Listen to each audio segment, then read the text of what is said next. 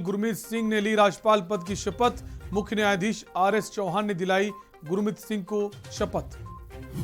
उत्तराखंड के पूर्व सीएम त्रिवेंद्र सिंह का CIP को लेकर आया बयान। कहा, CIP के जरिए प्रदेश के युवाओं के लिए खुल रहे रोजगार के द्वार।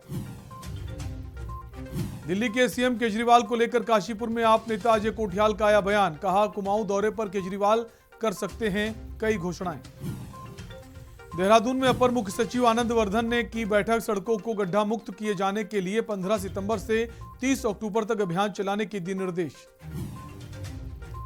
रुड़की में कांग्रेस के 17 दिग्गज नेता लेंगे मां गंगा का आशीर्वाद। 18 से विधानसभा क्षेत्रों में निकालेंगी कांग्रेस की परिवर्तन यात्रा। उत्तराखंड में भारी बारिश के चलते येलो अलर्ट जारी। पर्वतीय क्षेत्रों में बारिश होने का अनुमान। देहरादून, पौड़ी, नैनीताल, चंपावत में कहीं कहीं पड़ सकती है तेज बौछारें।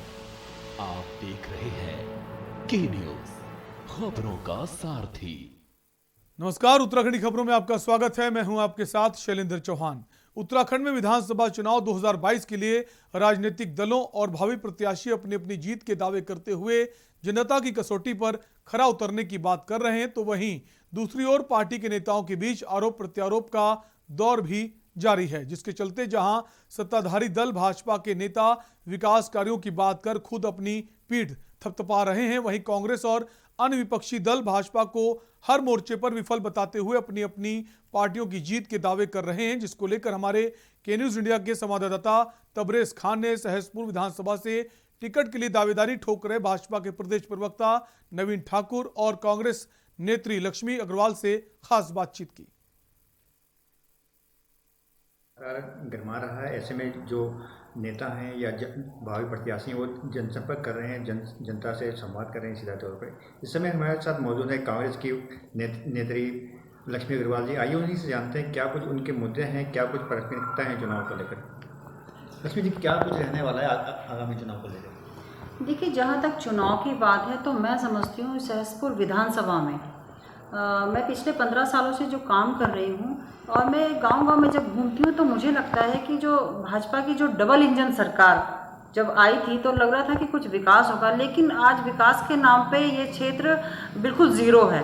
आप चाहे सड़क की बात कर लीजिए, आप चाहे पानी की, इस समय ये स्थिति है कि लोग बारिश का पानी और नाले खालों का जो पानी है वो पीने को मजबूर हो सके। इससे आप अंदाज़ा लगा सकते हैं कि ये कितना पिछड़ा हुआ क्षेत्र विकास में है। और यहाँ के जो आप बात ले लीजिए कि बेरोजगार युवा, जो यहाँ के बेरोजगार युवा हैं वो ऐसे भटक रहे हैं, वो नशे की प्रवृत्ति की ओर बढ़ रहे हैं, गलत प्रवृत्ति की ओर बढ़ रहे हैं। तो कहने का मतलब ये कि ये जो विधानसभा है ये बहुत ही पछुआ दून इस क्षेत्र को कहा जाता है, लेकिन मैं इस क्षेत्र को कहूँगी कि अभी भी बहुत पिछड़ा दून मैं इसको कहना चाहूँगी। आपने सैलाकुई में कूड़ा घर आप देख लीजिए, उसकी दुर्गंध से उसकी कितने लोगों को स्किन एलर्जी, पानी का वाटर लेवल वहाँ पर इतना ज़्यादा है, तो तमाम तरह की दिक्कतें इस क्षेत्र में हैं। अभी आपने बात की पिछड़े की बात, जैसे मांगे जाए सहसपुर जो विधानसभा क्षेत्र है, राजधानी क्षेत्र है, कहाँ कमियाँ रह गई हैं? सही क्या वजह ये पिछड़े वाले क्षेत्र रह गए? देखिए, मेरा मानना है कि कमियाँ व्यक्ति की सोच में होती हैं। जो भी इस क्षेत्र का जनप्रतिनिधि है वो उसकी अगर विकास की सोच है, क्योंकि 3 साल से लगातार 3 बार से यहाँ पे जो भाजपा की विधायक हैं, अगर वो चाहते तो इस क्षेत्र में बिल्कुल विकास होता। आप मुझे बताइए कि जो हमारी मूलभूत सुविधाओं से वंचित है हमारे क्षेत्र, आप चाहे सौड़ा ले लीजिए, कंडियों के जितने भी तमाम क्षेत्र हैं, जैसा कि मैंने कहा कि वहाँ के अभी तक कोई ठोस पानी के लिए ऐसा समाधान नहीं ये सरकार कर पाई है कि उन लोगों को पानी से भी राहत मिल जाए, क्योंकि सड़क, बिजली, पानी, स्वास्थ्य, शिक्षा, ये तो एक मूलभूत हमारी आवश्यकताएं हैं जो हमें मिलनी चाहिए, जनता को मिलनी चाहिए। तो ये थी लक्ष्मी अग्रवाल जी, इनका साफ तौर पर कहना था जो मूलभूत सुविधाएं हैं सहसपुर विधानसभा क्षेत्र की, उसको हल करने का इनकी तरफ से प्रयास किया जा रहा है। और जो बात की जाएगा चुनावी माहौल में टिकट को लेकर, तो स्थानीय जो प्रत्याशी है उसी को टिकट दिया जाए। तबरेज खान, के न्यूज़, विकासनगर। सूबे में चुनावी जो माहौल है लगातार सरगर्मियाँ तेज हो चुकी हैं। हालांकि अभी चुनाव काफ़ी लंबे समय वाला है।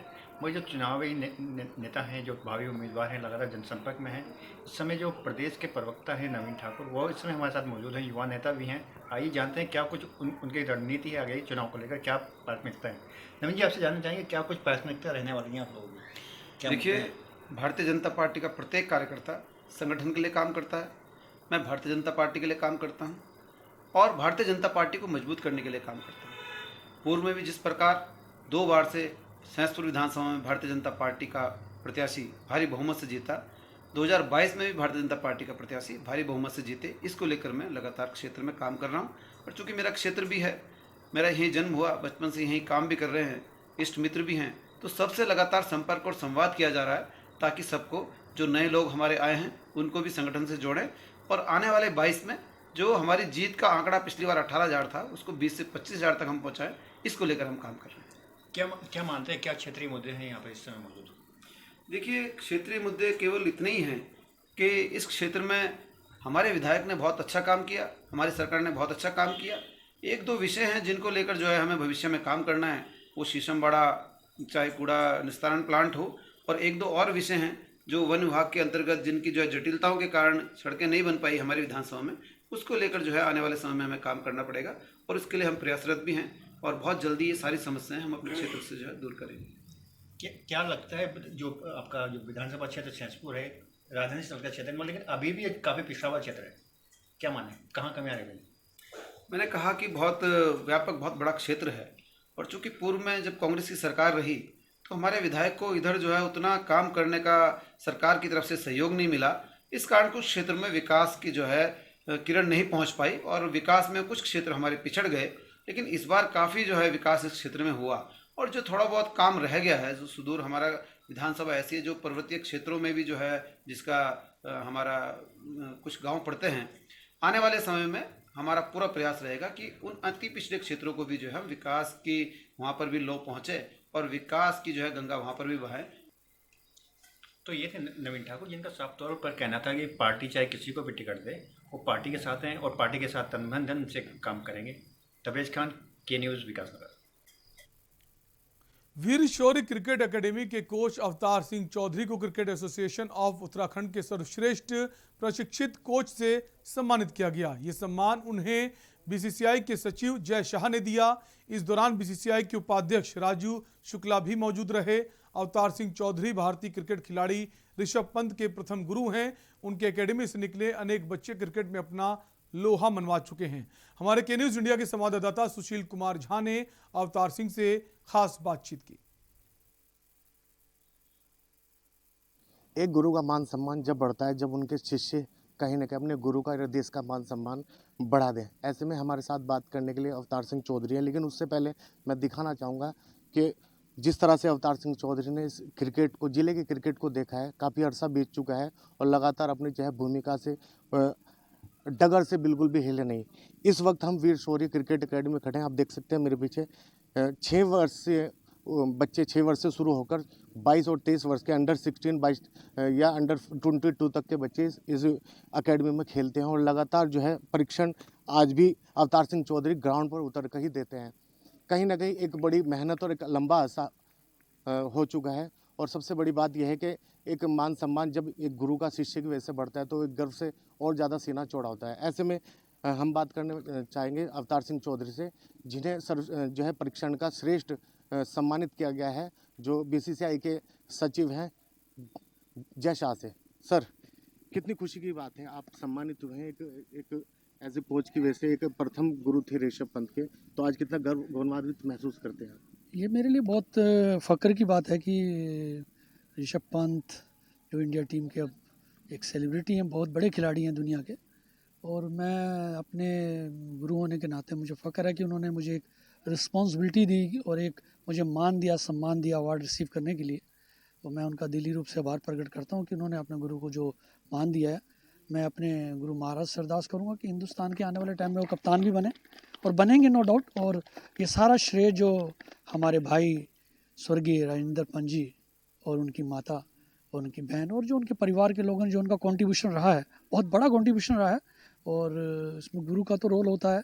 और जो उनके साथ प्रेजेंट जो उनके कोचेज़ हैं, तारिक सिन्हा जी और एज ए रवि शास्त्री जी, राहुल द्रविड़ जी, जो इंटरनेशनल खिलाड़ी रहे हैं, उनका कंट्रीब्यूशन, उन लोगों को सपोर्ट, और आज वो हर जिस प्लेटफॉर्म पे खेल रहे हैं क्रिकेट, जहाँ भी उनको मौका मिलता है, जहाँ पर भी उनका, अभी ऑस्ट्रेलिया में जैसे दौरा देखिए आप, उन्होंने कैसे क्लिक करके एकदम टीम इंडिया को कहाँ से कहाँ पहुँचा दिया।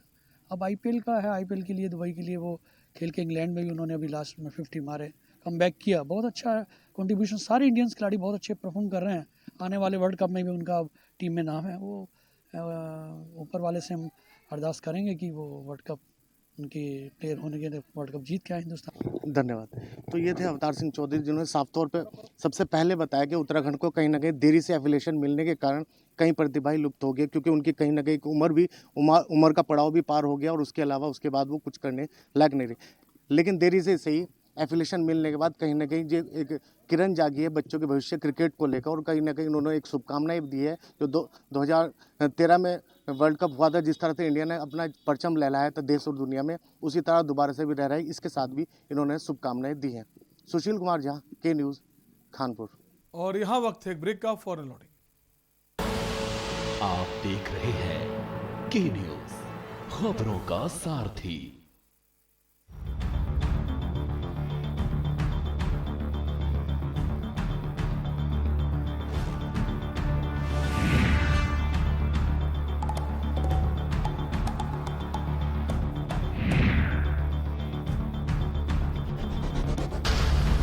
जुबान के लिए उड़ चला गैरों की जमीन पर, खुशबू अपने पन की ढूंढता।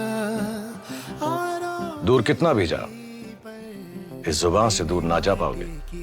विमल, बोलो जुबान केसरी।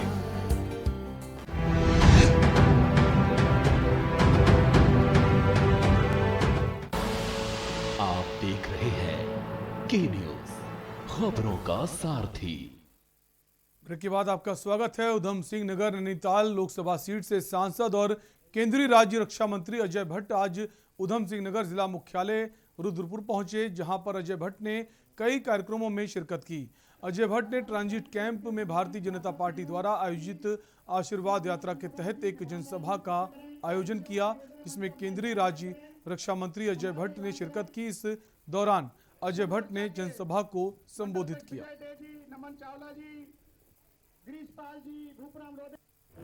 चुनाव के समय भी मेरा यहाँ आना नहीं हो पाया है। मैं क्षेत्र का बहुत बड़ा आभारी हूँ कि आज उन्होंने मुझे भारत की संसद में पहुँचाया है। इसलिए लोगों के बीच में उनका आभार प्रकट करने के लिए बीच में तो हमने यात्रा निकाली थी, एक आशीर्वाद यात्रा। तो इसी किस्म से मैं आज भी आशीर्वाद लेने के लिए ही लोगों के बीच में आया हूँ। पूर्व सीएम व डोईवाला विधायक त्रिवेंद्र सिंह रावत ने central institute of plastic engineering CIPET संस्थान में कौशल विकास प्रशिक्षण कार्यक्रम का शुभारंभ किया।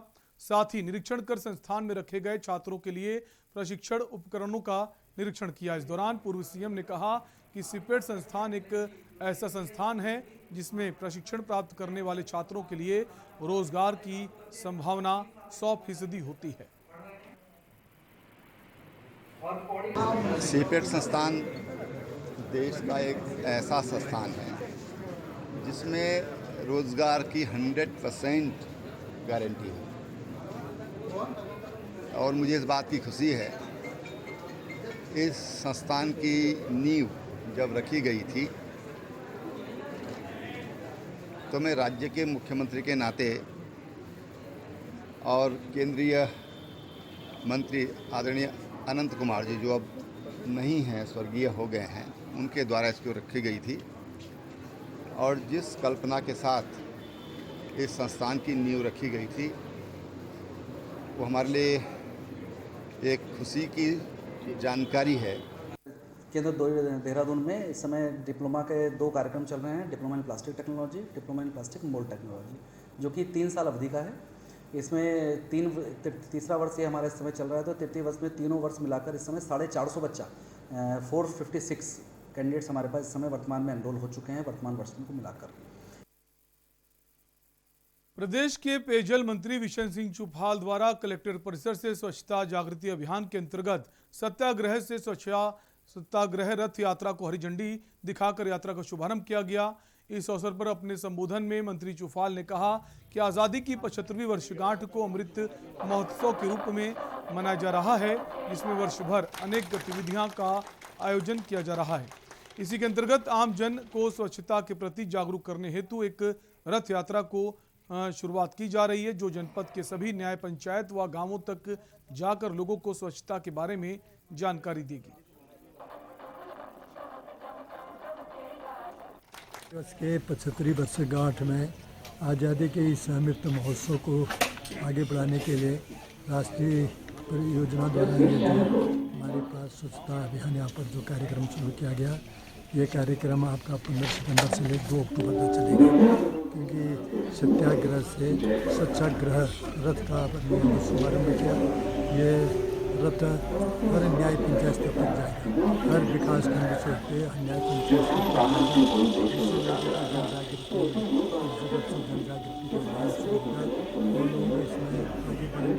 स्वच्छता को और उसको करने के लिए विभाग द्वारा जो बाथरूम का जो पानी हमारा बिल्कुल खुले मैदान में जाता था, उसके लिए सोखता बनाया जा रहा है। इसके लिए सरकार हमारे वित्त मनरेगा से और अन्य मदद से इस तरह के लिए पैसा ग्राम पंचायत को उनको दिया जाएगा।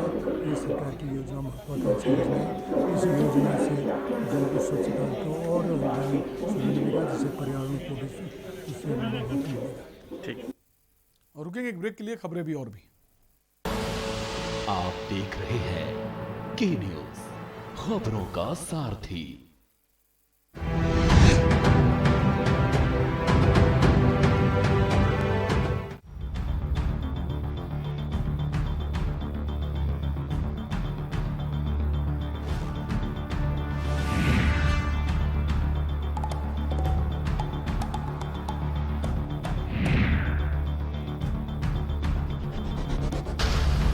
जुबान के लिए उड़ चला गैरों की ज़मीं पर, खुशबू अपनेपन की ढूंढता और दूर कितना भी जा, इस जुबान से दूर ना जा पाओगे। विमल, बोलो जुबान केसरी।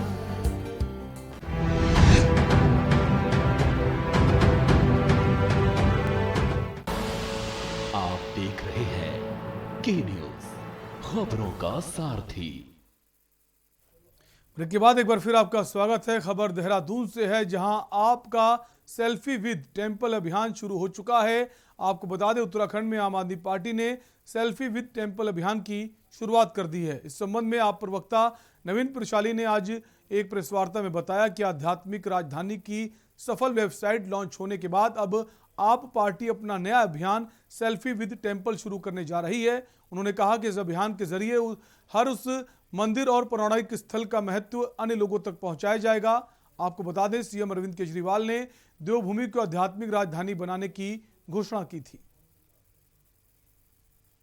देखिए, जब अरविंद जी का दौरा उत्तराखंड का हुआ था, उन्होंने घोषणा की थी कि उत्तराखंड को हम विश्व के हिंदू की आध्यात्मिक राजधानी बनाएंगे। उसके बाद कर्नल कोठियाल जी ने 4 दिन पूर्व एक वेबसाइट लॉन्च की थी, स्पिरिचुअल कैपिटल उत्तराखंड.com। उसके माध्यम से हमने पूरे प्रदेश भर से लोगों से सुझाव और समर्थन मांगा था।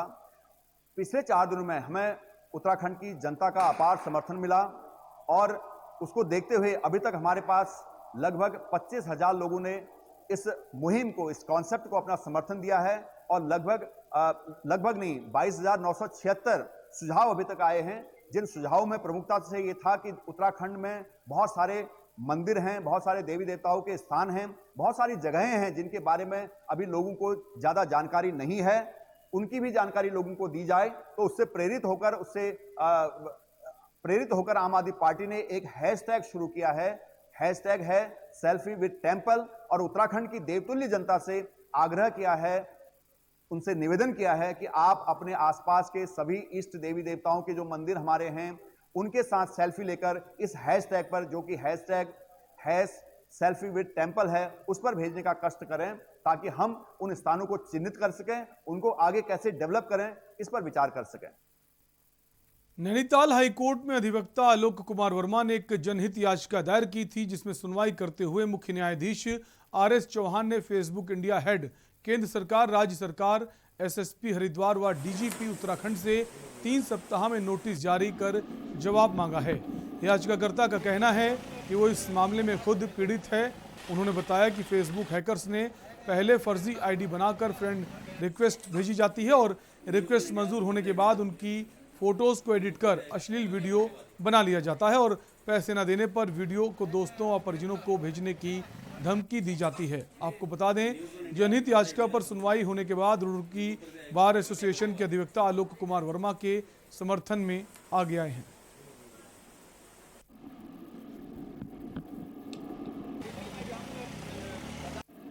देखिए, जो आजकल चाहे वो फेसबुक हो या दूसरे प्लेटफॉर्म्स हो सोशल मीडिया के, उनका बहुत ज़्यादा दुरुपयोग हो रहा है और ऐसा देखा गया है कि इससे जो निर्दोष व्यक्ति हैं वो उनको, जो साइबर ठग्स हैं, वो उनको शिकार बना रहे हैं अपना और उनसे पैसे मांगते हैं, तरह तरह का उत्पीड़न करते हैं।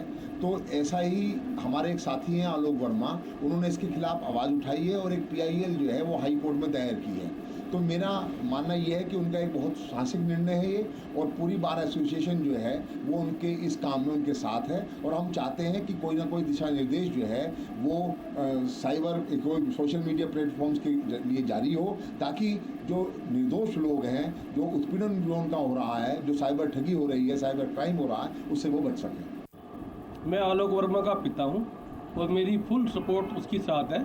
बल्कि जिस दिन याचिका में बहस हुई उस दिन मैं नैनीताल रात को 1 बजे पहुँच गया था उस रात, और मैं बहस ख़त्म होते ही वहाँ से वापसी चला आया। लेकिन जिस तरीके से उन्होंने बहस की और जिस तरीके का मुद्दा उठाया उसने, तो मुझे अपने ऊपर गर्व हुआ कि मेरे बेटे ने जो समस्या थी एक पब्लिक की, पूरे भारत देश की, उसे उठाया और वो उसने पहला कदम पे विजय हासिल की।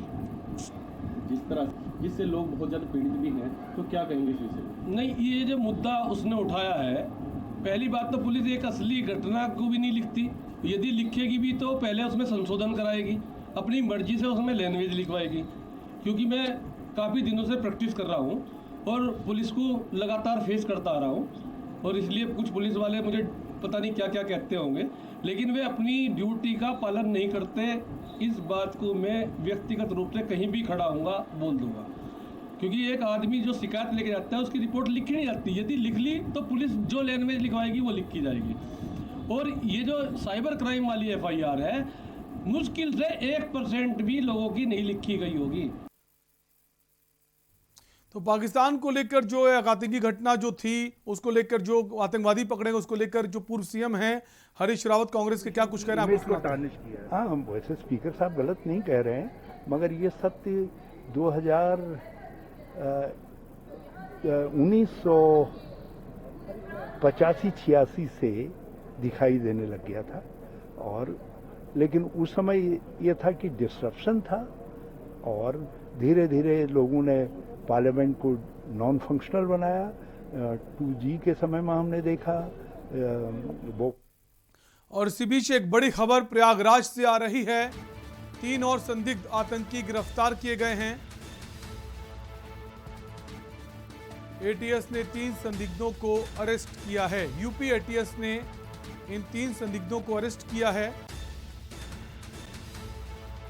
और इसी खबर पर हमारे संवाददाता प्रयागराज से राहुल मिश्रा जुड़ गए हैं। राहुल, 3 और संदिग्धों की गिरफ्तारी हुई है, क्या अपडेट है आपके पास? जी, बता दें जानकारी के लिए कि ये DGP जो है, DGP यहाँ पे रुके हुए हैं और उसी के देखते हुए यहाँ के शासन और प्रशासन के जो है एक्टिव है और 3 संदिग्ध आतंकवादी गिरफ्तार हुए हैं। ATS ने 3 संदिग्धों को गिरफ्तार किया। प्रयागराज करेली पड़ता है एक गांव, उस करेली से पकड़े गए हैं।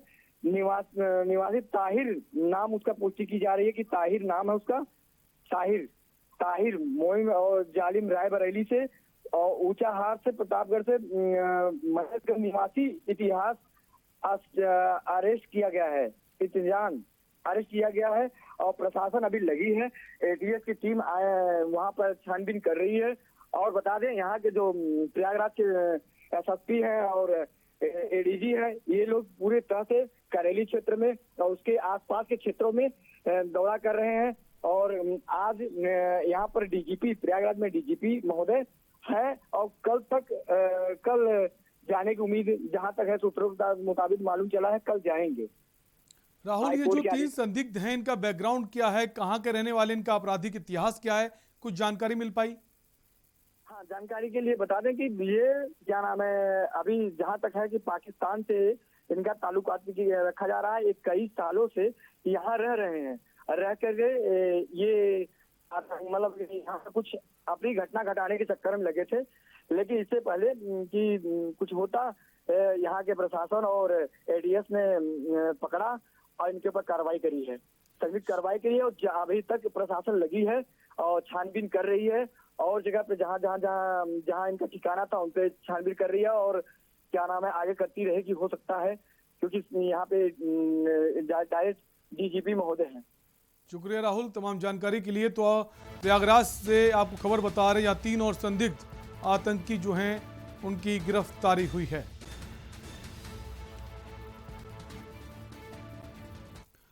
और उत्तराखंडी खबरों में फिलहाल के लिए इतने ही, रुकेंगे ब्रेक के लिए। ब्रेक के उस पार देखिए हमारा खास कार्यक्रम आज का मुद्दा हमारे पॉलिटिकल एडिटर प्रदीप विश्वकर्मा के साथ।